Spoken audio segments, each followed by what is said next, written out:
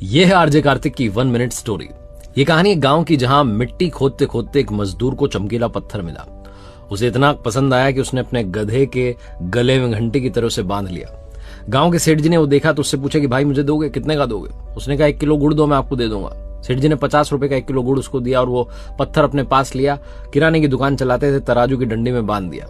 एक जौहरी वहां से निकला तो उसने देखा कि हीरा तराजू की डंडी में ऐसे ही बंधा हुआ है।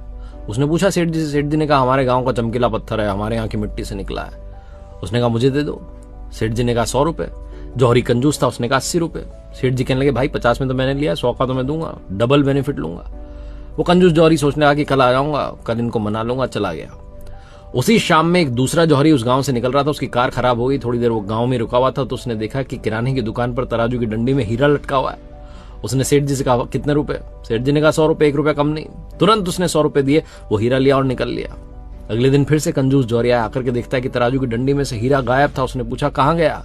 सेठ जी ने कहा आया था, 100 रुपए देकर के तुरंत लेके चला गया। वो कंजूस जौहरी सेठ जी पर गुस्सा निकालते कहने लगा तुम्हें पता भी था वो चमकीला पत्थर नहीं था, हीरा था लाखों का। सेठ जी ने कहा मुझे तो कुछ पता नहीं था, लेकिन तुम्हें तो पता था।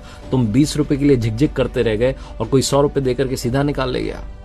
लाइफ में अपॉर्चुनिटी ठीक ऐसे ही आती है, लेकिन हम उसे टालते हैं कल पर, परसों पर, और बाद में सिर्फ पछताते रह जाते हैं।